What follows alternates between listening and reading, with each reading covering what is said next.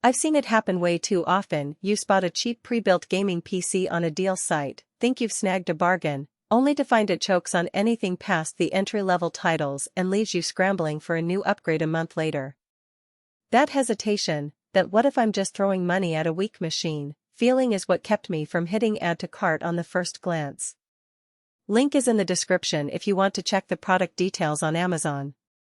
So, does the WIWB Store high-performance gaming desktop actually feel like a smarter buy, or is it another cheap today, costly tomorrow scenario? First off, the name promises a lot: a Ryzen 7 5700X paired with an RTX 3050, 16GB of DDR4 RAM and a 512GB NVMe SSD, all wrapped in a tower that touts Wi-Fi 6.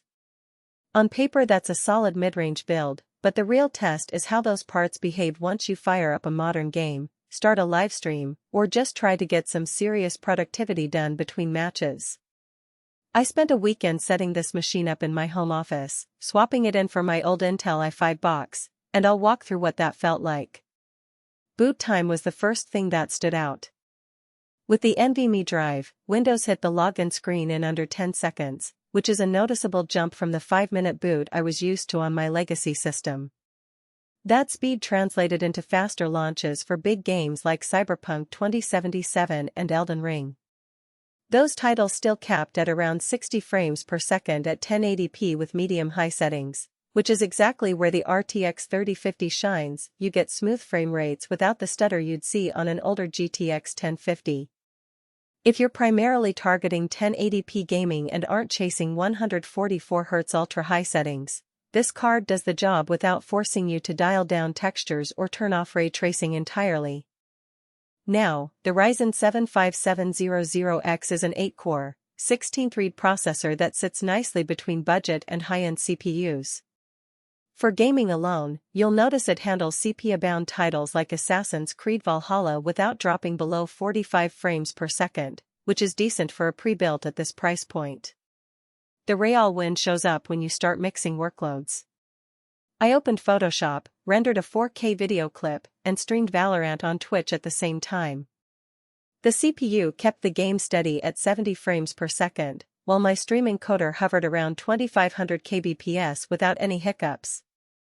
That multitasking groove is where the productivity claim holds water. You get a machine that's not just for gaming but can double as a light content creation workstation.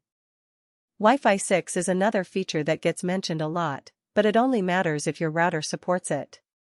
In my setup, the connection to my Asus AX3000 router gave me a consistent 500 megabits per second download speed, which is a small but real improvement over the Wi-Fi 5 module you'd find in cheaper builds.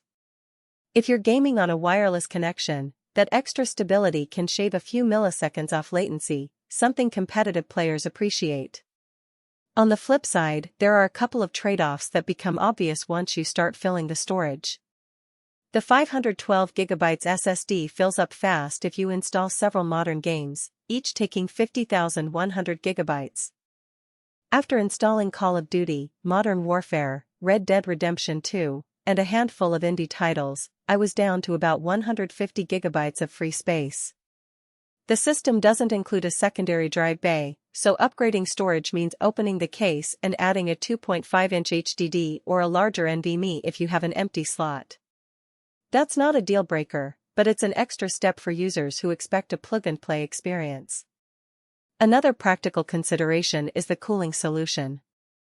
The stock cooler on the 5700X does a decent job at idle, keeping temperatures in the low 30s C, but under sustained load, say a marathon gaming session, the CPU climbs into the high 70s. The chassis fans spin up noticeably, and you'll hear a low hum. It's not loud enough to be distracting, but it's a reminder that this isn't a high-end liquid-cooled rig. If you plan on overclocking or pushing the GPU with higher resolutions, you might want to invest in a better aftermarket cooler or additional case fans. Who should buy this machine?